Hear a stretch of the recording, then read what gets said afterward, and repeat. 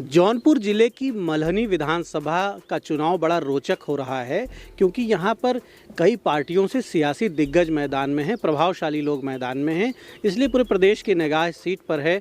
और भारतीय जनता पार्टी ने यहाँ से पूर्व सांसद केपी सिंह जी को इस चुनाव में उतारा है और एक बड़ी जिम्मेदारी है कि यहाँ पर भगवा ध्वज कैसे लहराया जाए। सिंह साहब, क्या तैयारी है और मतदाताओं के बीच आप जा रहे हैं, क्या देख रहे हैं, वोटर्स के मन में क्या चल रहा है? वोटर्स मन एकदम बना चुका है योगी मोदी जी के कामों की वजह से। इस बार हर वर्ग के लोग दे रहे हैं। जिसके घर के पुरुष बाहर प्रचार कर रहे हैं दल के, उसके घर की महिलाएं भी देने को तैयार हैं योगी मोदी। यानी जिसके घर के पुरुष दूसरे दलों का प्रचार कर रहे हैं? जी, जिसके घर के पुरुष दूसरे दलों का प्रचार कर रहे हैं, उसके घर की महिलाएं भी योगी मोदी को देने को तैयार हैं। ये तो एक बड़ी सफलता है आपकी। यानी घरों में झगड़ा करा देगी इस बार बीजेपी? नहीं, झगड़ा नहीं कराएगी, उनकी सोच अलग है, उनकी सोच अलग है। मेरे कहने का आशय ये है कि घरों में भी आपने कब्जा कर लिया है, महिलाओं में खास तौर पर। मोदी योगी हर बच्चे के, हर औरत बूढ़ी सबके दिल में बसे हुए हैं। अच्छा, यहाँ पर धनंजय सिंह भी चुनाव लड़ रहे हैं। धनंजय सिंह को आप किस रूप में देख रहे हैं, उनका क्या प्रभाव देख रहे हैं? 14 में हमारे खिलाफ लोकसभा लड़े थे, चौथे स्थान पे थे। अब आप खुद आकलन कर लीजिए किस स्थान पे हैं। इस बार उन्होंने भी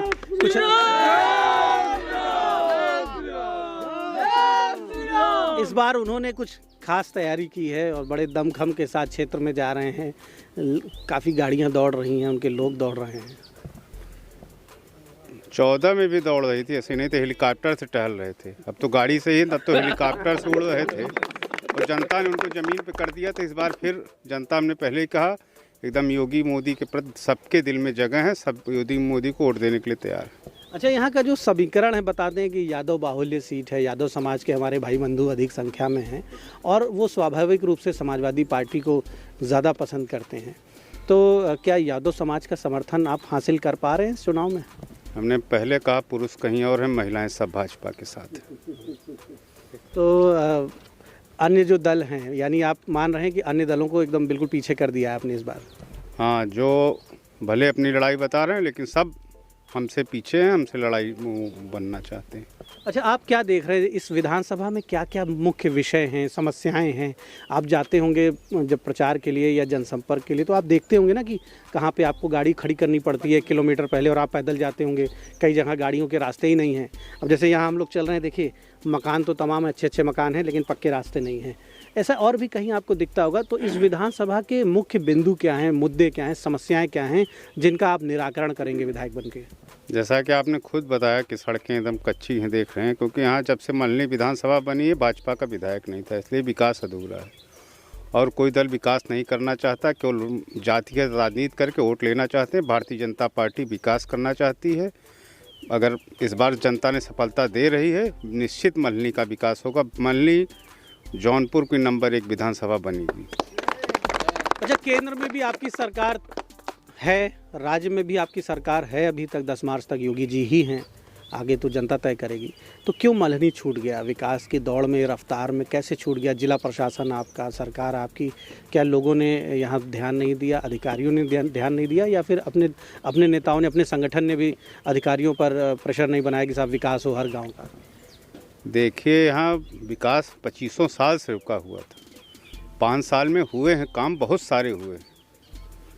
1-2 काम नहीं, अनगिनत काम हुए हैं, लेकिन 25 साल का गड्ढा पाटने में समय लगता है। 20 साल का 70 साल का गड्ढा पाटने में। अच्छा, आपने कुछ सोचा है इस क्षेत्र में, कुछ नया देंगे, कुछ स्कूल कॉलेज हेल्थ के क्षेत्र में कुछ ऐसे विषय आपने पकड़े होंगे जिन पे आप कुछ एक्स्ट्रा, कुछ स्पेशल आप करना चाहते होंगे?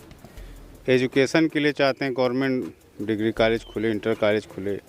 हॉस्पिटल अभी योगी जी ने उपचुनाव में आया था, यहाँ घोषणा की थी, उसको और अच्छा डेवलप कराया जाएगा जिससे यहाँ के लोगों को आराम से इलाज के लिए सुविधा मिल सके। और अन्य बहुत सारे काम हैं अभी भी बाकी हैं जो पूरे करने हैं। अच्छा, एक प्रश्न मैं और करूंगा आपसे, बसपा की क्या स्थिति देख रहे हैं? और इस बार कुछ स्थानों पर लोग कह रहे थे कि बसपा का कोर वोटर जो है, अनुसूचित जाति के लोग भी भाजपा में शिफ्ट हो रहे हैं। तो यहाँ पर क्या स्थिति है? क्या आप देख पा रहे हैं कि आपको समर्थन अनुसूचित जातियों का भी मिल रहा है? क्योंकि समाजवादी पार्टी की लड़ाई यहाँ कई गांव में हम भी घूम के आ रहे हैं, तो दिख रहा है कि समाजवादी पार्टी ने मेहनत की है। तो आपकी तैयारी भी मजबूत होनी चाहिए। कमज़ोर होगी तो फिर आप इन बातों को जो कह रहे हैं ये बातें धरातल पर लाना मुश्किल होगा। नहीं, तैयारी हमारी भारतीय जनता पार्टी की सबसे मजबूत है।